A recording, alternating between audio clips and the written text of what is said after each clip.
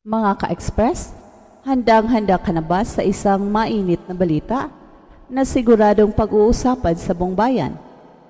Dahil ngayong araw, hindi lang basta update ang aming hatid, kundi isang napakalaking gilas bomba na magpapayanig sa buong Southeast Asia.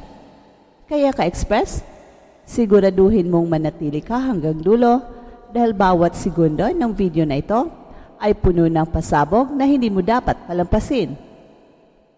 Isang tahimik na umaga lang sana sa basketball scene, pero isang balita ang biglang pumutok na agad-agad nag-trending sa sports forums at news outlets. Bagong mukha ang ilalaban ng Gilas Pilipinas sa darating na SEA Games sa Thailand. At hindi lang yan basta simpleng update dahil ayon mismo sa kumpirmasyon ng Samahang Basketball ng Pilipinas o SBP, malabong ang kasalukuyang Gilas team ang maglalaro sa SEA Games. Ha? Bakit? Yan ang unang reaksyon ng karamihan. Pero kapag sinusuri mong mabuti ang kabuuang pangyayari, makikita mong ito ay bahagi ng isang mas malaking plano. Plano na hindi lang para manalo, kundi para ipakita sa buong Southeast Asia na kahit sinong Gilas lineup ang ipapadala ng Pilipinas, walang makakapigil sa atin. Pero teka mga ka-express, hindi lang Pilipinas ang gumalaw. Dahil sa napipintong pananalasan ng bagong Gilas team, may mga bansa na tila nayanig at natakot. Kaya anong ginawa nila? Binago ang rules. Yes, tama ang narinig nyo. Sa darating na SEA Games, hindi na pwedeng magpadala ng maraming naturalized players gaya ng dati. So ibig sabihin, FIBA rules na ang susundin, na isa lang ang allowed na naturalized players sa bawat team. At sa unang tingin, parang disadvantage ito para sa Pilipinas, pero sa totoo lang, mas naapektuhan dito ang ibang bansa, lalo na ang Cambodia. Ang Cambodia na kilala sa pagbuo ng halos kalahating team na naturalized players sa huling SEA Games, ngayon ay pipilay-pilay na. Isa lang ang pwede nilang isabak na foreign player at sa tingin ng marami, dito magsisimula ang kanilang pagbagsak. Samantala ang Pilipinas, walang problema kasi kahit isang naturalized player lang ang ilaro, punong-puno pa rin ng talento ang ating local players. Parang tinanghalang natin ang kalderetang baka sa handaan, pero may lechon pa rin, may kare-kare at may crispy pata. Kompleto si sarap. Pero ka-express, bakit nga ba hindi lang gamitin ulit ang kasalukuyang Gilas team? At ang sagot, strategy.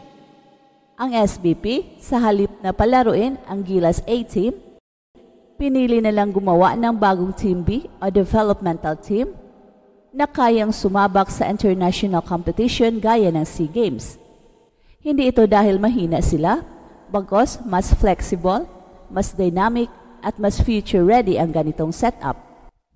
Hindi rin ito bago, ganito rin ang approach na ginawa ng SBP sa Gilas Youth Program, kung saan si Coach L.A. Tenorio ang ginawang head coach, kasama pa rin ang core system ni Coach Tim Cone.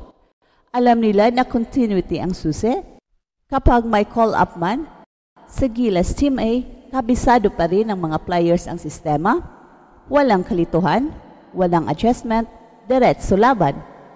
At ngayon, eto ang exciting part. Sino-sino kaya ang maaring mapasama sa bagong Gilas SEA Games squad? Hindi natin kailangang umasa sa who's hot sa PBA o sa mga superstar na may tight schedule. Sa halip, pwede nating buuin ang lineup na may halong excitement, athleticism at crowd appeal.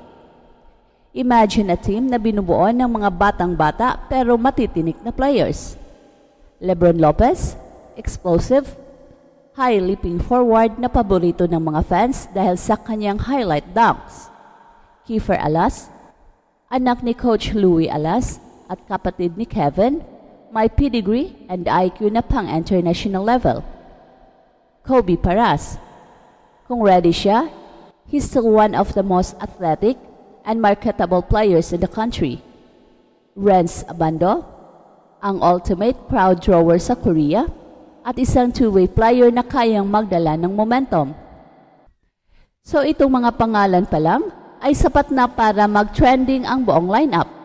Hindi lang basketball skills ang hatid nila, kundi entertainment at inspirasyon para sa bagong henerasyon ng Pinoy hoop fans. At syempre, hindi rin pwedeng basta-basta lang ang coach.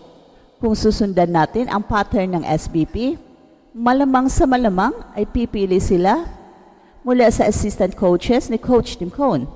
At bakit? Kasi gusto nilang panatilihin ang triangle system o hybrid system na matagumpay nang nagamit sa Asian Games. Consistency is the key. Mas maganda kung hindi na kailangang mag-reinvent ang gulong. Total gumagana na ang sistema, bakit pa ito babaguhin? Ang kailangan lang ay leaders on the floor, at ito ang dahilan kung bakit importante ang mga veterans sa roster kahit papano. Habang tayo ay naghahanda sa mas pinatibay na Gilas team, ibang usapan naman ang nangyayari sa mga kalaban. Ang Cambodia, gaya ng nasabi kanina, ay biglang natanggalan ng alas.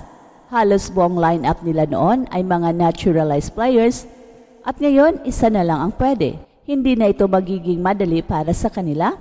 Sa totoo lang, sila ang pinakaapektado sa bagong patakaran.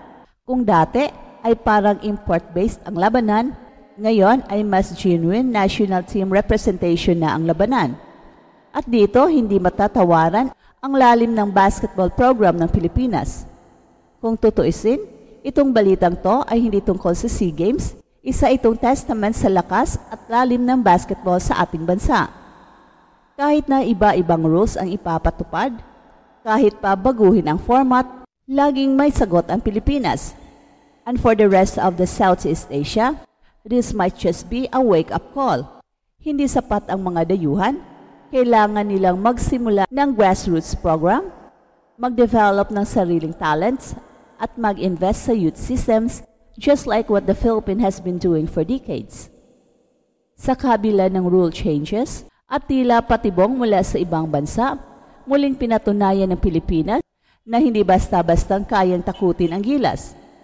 Kaya ngayong SEA Games, asahan mong hindi lang laban ito ng mga players, kundi laban din natin bilang isang sambayanan. Tuloy ang laban dahil sa dulo ng bawat kwento, tayo pa rin ang gugulat sa mundo. And don't forget to like and share this video and subscribe now. At eto ang Express Info na kung saan bawat kwento, ginulat ang mundo.